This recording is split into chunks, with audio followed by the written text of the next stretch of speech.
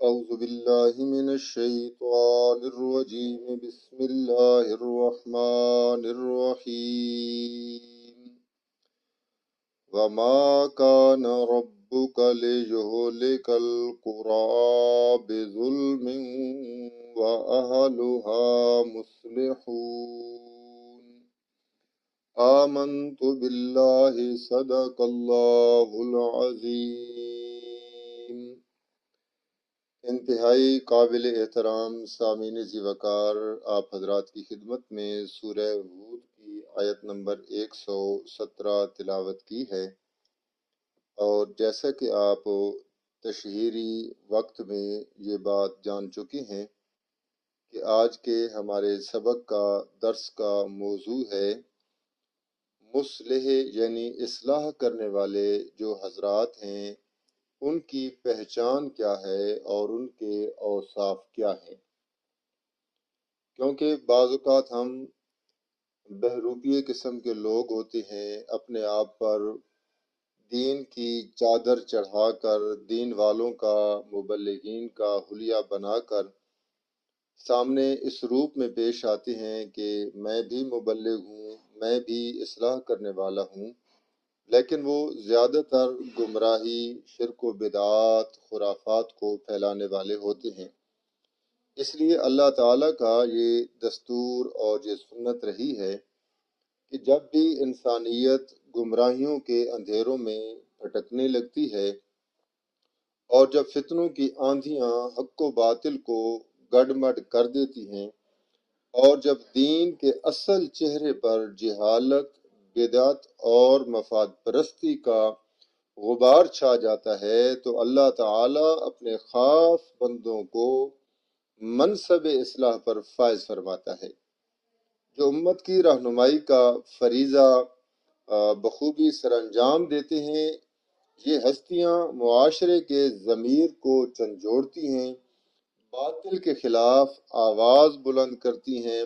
لا یخافون لومۃ لائم کی پرواہ نہیں کرتے ہیں کہ کون ہمیں ملامت کر رہا ہے، کون ہمارے خلاف کیا کر رہا ہے، بلکہ وہ ندا وحدت کی دیتا جا، وہ گلی کوچوں میں ندا وحدت کی دیتا جا، وہ گلی اور کوچوں میں وحدت کی ندا دیتے جاتے ہیں کہ لوگوں، اللہ ایک ہے، اللہ کا کوئی شریک نہیں ہے، تمام پیر، تمام پیغمبر، تمام ولی، تمام نیک، تمام بزرگوں یہ اللہ کے بندے ہیں، یہ اللہ کے محتاج ہیں۔ اللہ اپنی صفات میں، اپنی صفتوں میں یکتا ہے، وہ اس کا کوئی شریک نہیں ہے، وہ اپنی مرضیوں کا خود مالک ہے، وہ جو چاہتا ہے وہ کرتا ہے، اسے کسی سے پوچھنے کی ضرورت نہیں، اسے کسی کے ساتھ مشورہ کرنے کی ضرورت نہیں، وہ اپنی مرضیوں کا خود مالک ہے، جو چاہتا ہے وہ کر دیتا ہے، وہ چاہے جس کے ساتھ جیسا کر دے، کوئی اسے پوچھنا والا نہیں ہے۔ وہ چاہے تو ابراہیم علیہ السلام کے ہاتھ سے اسماعیل علیہ السلام کو چھری کے نیچے سے بچا لے، کوئی اسے پوچھ نہیں سکتا کہ یا اللہ آپ نے ہی کہا تھا ذبح کرو، پھر میں جب ذبح کرنے لگا تو نے اسماعیل کو کیوں بچا لیا۔ یہاں ابراہیم ذبح کرنے کا ارادہ رکھتے ہیں، لیکن اللہ ذبح نہ ہونے کا ارادہ رکھتے ہیں، اور مرضی اللہ تعالیٰ اپنی پوری کرتے ہیں اور اسماعیل ذبح نہیں ہوتا۔ دوسری طرف دیکھیں تو نوح علیہ السلام چاہتے ہیں کہ میرا بیٹا بچ جائے، لیکن اللہ چاہتے ہیں کہ ان کا بیٹا نہیں بچنا چاہیے، اور قرآن کہتا ہے کہ فحال بینہم الموج فکان من المغرقین، کہ نوح علیہ السلام کا بیٹا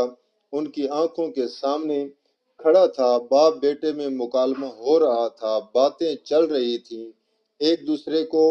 باپ بیٹے کو سمجھا رہا ہے، بیٹا اپنے گمان کے مطابق باپ کو سمجھا رہا ہے، بابا کیسی باتیں کرتے ہو، میں پہاڑ پہ چڑھ جاؤں گا، سآوی الی جبل یعصمنی من الماء، میں پہاڑ پہ چڑھ جاؤں گا اور پہاڑ مجھے پانی سے بچا لے گا۔ گویا کہ غیر اللہ کا سہارا لینے کی نیت کر چکا تھا ان کا بیٹا، اور نوح علیہ السلام سمجھاتے ہیں کہ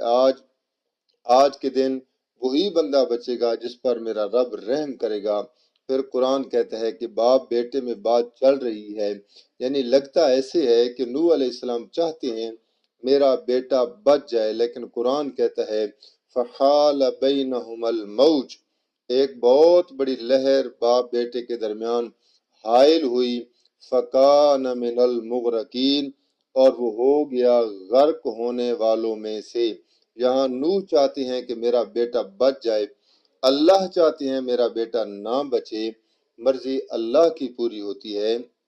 کہنے کا مطلب یہ ہے کہ جب اللہ تعالی چاہتے ہیں، دیکھتے ہیں کہ یہ جو نظام ہے گمراہی ہے، بدعات عام ہو چکی ہیں، تو اللہ تعالی اس کو ختم کرنے کے لیے اپنے خاص بندوں کو منصب اصلاح پر فائز کرتا ہے، جو لوگوں کی اصلاح کرتے ہیں، لوگوں کو بتاتے ہیں یہ حق ہے، یہ باطل ہے، یہ سچ ہے، یہ جھوٹ ہے، اور پھر وہ امت کی جو رہنمائی کا فریضہ ہے اصلاح کرنے والے بڑا بخوبی اس کو سر انجام دیتے ہیں، اور پھر وہ لوگوں کے ضمیروں کو جھنجھوڑتے ہیں۔ وہ جس طرح عرض کر رہا ہوں کہ وہ کسی کی بات کا برا نہیں مناتے ہیں، جو کوئی کہتا رہے وہ اپنی آواز میں اپنے رستے پر اپنے مشن پر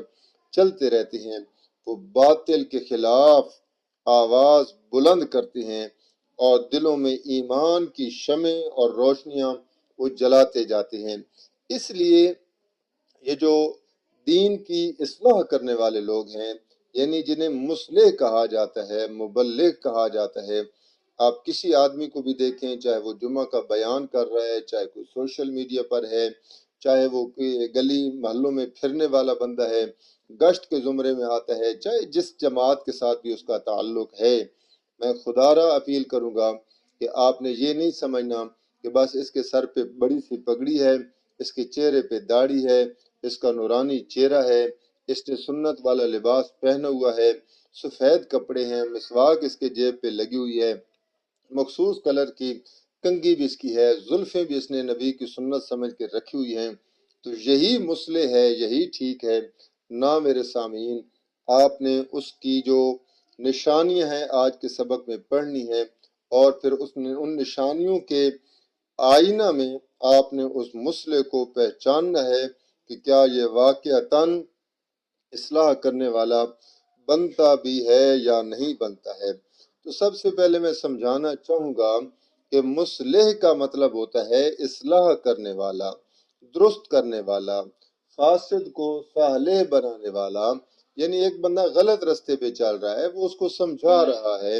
یہ بھائی جان یہ ٹھیک نہیں ہے، یہ غلط ہے، یہ طریقہ ٹھیک نہیں ہے، یہ رستہ ٹھیک نہیں ہے، یہ دلائل ٹھیک نہیں ہے، یہ آپ کا عقیدہ ٹھیک نہیں ہے۔ جو بھی اس قسم کا عنوان بنائے گا ہم اسے کہتے ہیں یہ مصلح ہے،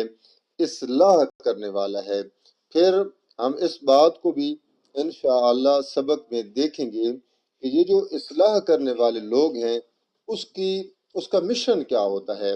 اس کا مشن ہوتا ہے وہ بدعات اور خرافات کا وہ رد کرتا ہے، اور شریعت کی روشنی میں وہ معاشرتی اور اخلاقی برائیوں کا سد باب کرتا ہے، اور ان کے لیے ایک ایسا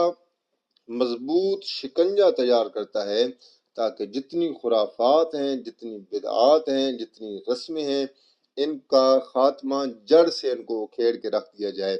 وہ منصوبہ بندی کرتا ہے، وہ پلاننگ کرتا ہے، وہ اس طرح کے جو دلائل ہیں، اس طرح کے جو اس کی ایکٹیویٹیز ہیں معاشرتی طور پر، وہ سمجھتا ہے کہ میں نے کس طریقے سے فلاں بدعت کو ختم کرنا ہے۔ یہ سارے کے سارے ایک مصلح بندے کی ذمہ داریوں میں آتا ہے کہ وہ لوگوں کو بتائے کہ یہ اصلاح کا ٹارگٹ ہے، میرا مشن یہ ہے، میں یہ چاہتا ہوں۔ پھر اسے ہم کہیں گے اصطلاح شرع میں کہ یہ بندہ مصلح ہے۔ چنانچہ پھر جو ہمارا سبق ہے، جو آپ نے عنوان تشہیر میں پڑھا ہے کہ مصلح بندے کی پہچان کیا ہے، تو چونکہ وقت کا انتہائی خاص خیال رکھنا ہوتا ہے، کیونکہ اوفو بالعقود، اپنے وعدے پورے کرو۔ وعدہ آپ کے ساتھ یوں تھا کہ 10 منٹ کا درس قرآن ہوگا، تو 10 منٹ سے اوپر کبھی کبھار 1-2 منٹ چلے جاتے ہیں، اور دلی طور پر تنگی محسوس ہوتی ہے، لیکن انشاءاللہ چونکہ یہ موضوع تھوڑا سا آگے بحث کے قابل ہے، وضاحت کے قابل ہے، تو میں اس کو یہیں پہ اختتام کرتا ہوں۔ تمہیداً میں نے آپ کو بتا دی ہے کہ اس عنوان کا انتخاب کیوں کیا گیا، کیونکہ لوگ گمراہی سے بچ سکیں۔ آج ہمارے پاس جو بندہ بھی موبائل لے کے بیٹھ جائے، داڑھی پگڑی والا آ جائے، ہم اسے کہتے ہیں یہ مبلغ ہے جی، یہ جی اصلاح کرنے والا ہے جی، حالانکہ اس بیچارے کو خود اپنی اصلاح کی ضرورت ہوتی ہے۔ تو اس لیے یہ تمہیداً میں نے چند باتیں ذکر کر دی ہیں۔ اب مصلح جو بندہ ہے، دین کی اصلاح کرنے والا جو بندہ ہے، اس کی پہچان کیا ہے؟ یہی پہچان کیسے حاصل ہوگی؟